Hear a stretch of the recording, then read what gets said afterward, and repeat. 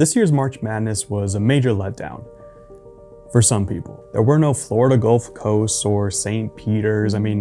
Heck, there weren't even any San Diego States or Villanovas to shake things up. In a tournament that's been built on these underdog stories that make the nation believe that anything is possible, this year, the Goliaths of the sport got the last laugh. And whether that's a good thing or not is for another video down the line, but perhaps the reason we haven't seen these Cinderella stories of the past is because the college basketball landscape is still reeling from one of the most consequential upsets of all time that happened just last year. An upset so massive, it didn't just take down one team, it ended up saving three. Oakland won the Horizon League regular season title and entered tonight 2 wins away from reaching the NCAA Tournament for the first time since 2011. The night belonging to Jack Gohlke. Gohlke scored 21 points in this one. They came on 7 threes. One more win, and Oakland will be dancing. Like most of these mid-major Cinderella stories, Oakland was largely unheard of prior to March of last year. Most people, myself included, thought they were a small town in Northern California. Try Northern Michigan. And like most heroes on these Cinderella squads, Jack Gohlke was even more unheard of. After working his way off the bench for 5 years at the D2 level, COVID granted him an extra year of eligibility. So in order to continue his playing career while pursuing an MBA, Gohlke decided to transfer to Oakland for his final year of eligibility. And all those years playing for Division II Hillsdale College, Jack honed in on one skill to impact winning for his team: raining threes. And when I say one thing, I really do just mean that one thing. During the 2024 season, Gohlke attempted 327 three-pointers and made 121 of them. How many shots from inside the arc, you might ask? 8, and he made 4. And you really can't knock the results. Gohlke went on to win 6th Man of the Year in the Horizon League, and alongside Trey Townsend, led the Grizzlies to their first Horizon League title and NCAA appearance in 13 years. After years of grinding and honing his skills in the shadows of D2 basketball, it was finally Jack's time to shine. But come Selection Sunday, the Oakland Grizzlies predictably had their work cut out for them. As a 14 seed, they would be up against the infamous and storied Kentucky Wildcats. It was a team decorated with star players destined for the NBA draft, led by their charismatic and future Hall of Fame coach, John Calipari. After being hired in 2009 and finding instant success, Coach Cal took the Wildcats to a Sweet 16, 3 Elite Eights, 2 Final Fours, and a national championship, all while recruiting star after star after star. Which was all well and good, but since COVID shut down the season back in 2019-2020, the Wildcats hadn't made it out of the second round. And at a place like Kentucky, if you don't continue to deliver, you can quickly overstay your welcome. I think Kentucky will fire you. If I try to stay too long, yeah. We aren't winning, and we aren't winning enough. A pretty terrible run over the last 4 years. It probably is the inflection point for Kentucky basketball in the Calipari era. That, I can promise, won't happen. So behind the scenes, tensions were building. Cal, being the outspoken showman that he is, had been pretty vocal about his displeasure with the amount of support he was getting from the university, and thought too much attention and resources were being placed on other programs, all while insisting, "This is a basketball school. It's always been there. Alabama is a football school, but this is a basketball school." This obviously didn't sit well with those around him. When you start talking about my program and others that we compete against, I don't do that.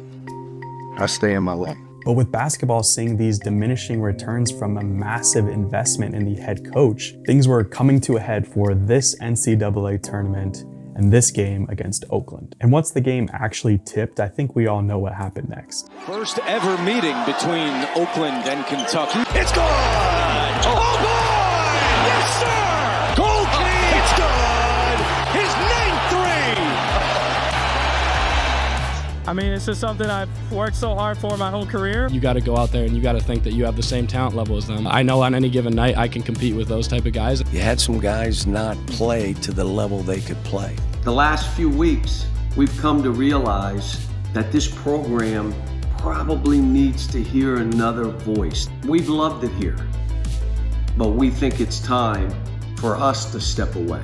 Major breaking news, Kentucky's John Calipari to become the next coach at Arkansas. Kentucky basketball, who y'all gonna replace him with?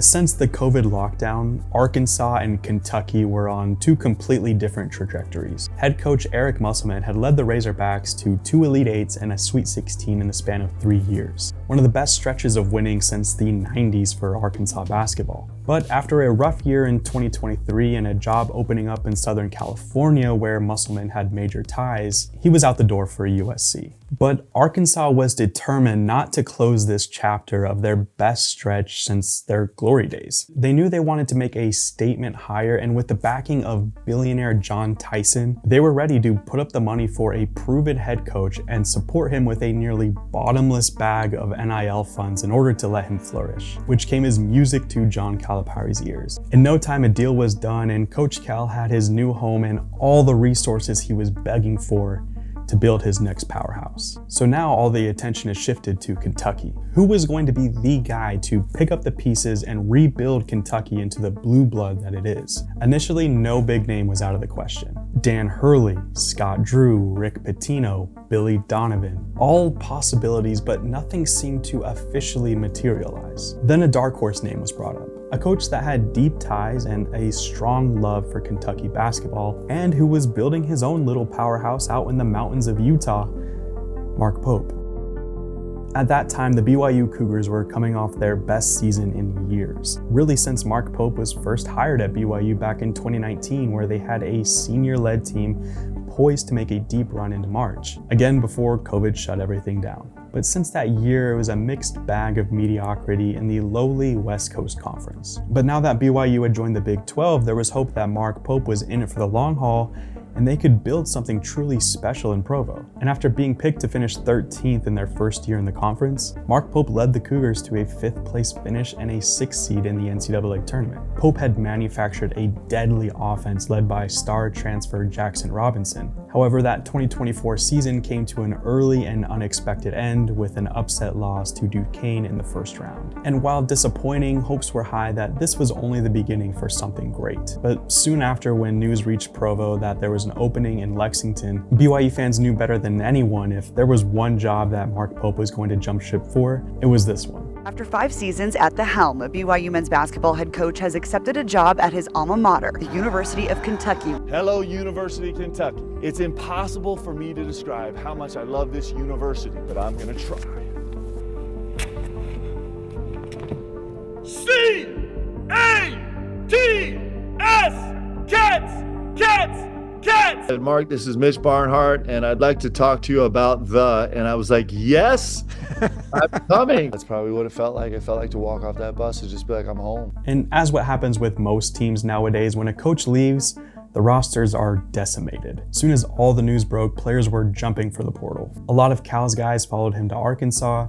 Mark Pope brought Jackson Robinson and Colin Chandler with him to Kentucky. And in Provo, still without a head coach, the sky was falling. However, behind the scenes, the administration and donors began to put a plan in motion. They knew that if they were going to compete going forward in the Big 12, they would have to pony up. They had the financial backing, it was just a matter of putting it to work. And they went with the ambitious and highly risky move of hiring Phoenix Suns assistant coach Kevin Young. Most know that bringing in professional coaches to the college ranks and vice versa doesn't always pan out. It's really two completely different coaching worlds. But it was a risk the Cougars were willing to take because with their strict requirements for head coach, when you get a guy like Kevin Young that's interested, you can't afford not to give it a shot. So all 3 schools had their head coach, and that offseason the roster started to fill out, albeit in 3 vastly different ways. Calipari, being the expert recruiter that he is and with the promised resources behind him, immediately signed a top 3 freshman class. And you couple that with several players following him from Kentucky, Arkansas was considered by many to have a Final Four ceiling immediately. Back in Lexington, Mark Pope was starting from scratch. Just about every player from Cal's team was gone, and he had the difficult job of building a contender from nothing. But I mean, this is still Kentucky, although difficult, it wouldn't be impossible. And unlike Coach Cal, Mark Pope didn't rely on signing a top 5 freshman class off rip. No, he was going to take the modern approach in the transfer portal, signing 9 players from just about everywhere, and basically all of them being highly sought after 4-star transfers. As for Coach Young in Provo, he was doing his best to just salvage what he had. He was able to convince key players like Richie Saunders or Dallin Hall to come back to Provo, but he didn't have the Kentucky tradition to throw out recruits or the track record of winning championships like Coach Cal. But what he did have was the backing of Devin Booker and Kevin Durant. So he leaned in on that approach of building an NBA system in the college ranks. BYU wasn't this traditional powerhouse, but in the new era of NIL, it was determined to be the future of college hoops, which helped him sign projected lottery pick Yegor Demon and top 50 player Cannon Catchings. Seemingly out of nothing, Coach Young had signed BYU's best recruiting class in the history of the program. And funny enough, all 3 of these approaches have worked. Despite some injuries, some slow starts, and just overall doubt, all 3 programs surprisingly find themselves in the Sweet 16. I mean, rarely in sports do you see such a wholesome outcome. 3 separate programs that just a year ago were left wondering, where do we go from here? Now all 3 couldn't be happier with the state of their program today and are hopeful for even more success down the road. This story truly speaks to the volatility of college sports nowadays. Things move so fast that if you blink, suddenly your coach is gone and you have a completely new roster. But I think if we can learn anything from this situation, it's not to worry, because sometimes the grass can actually be greener on the other side. And I think all 3 of these programs owe a collective thank you to Jack Gohlke for slaying the dragon that fateful day last March and setting these programs up for years of success. Jack's name will no doubt live on in infamy for years to come. I'll see you guys in the next video. Peace.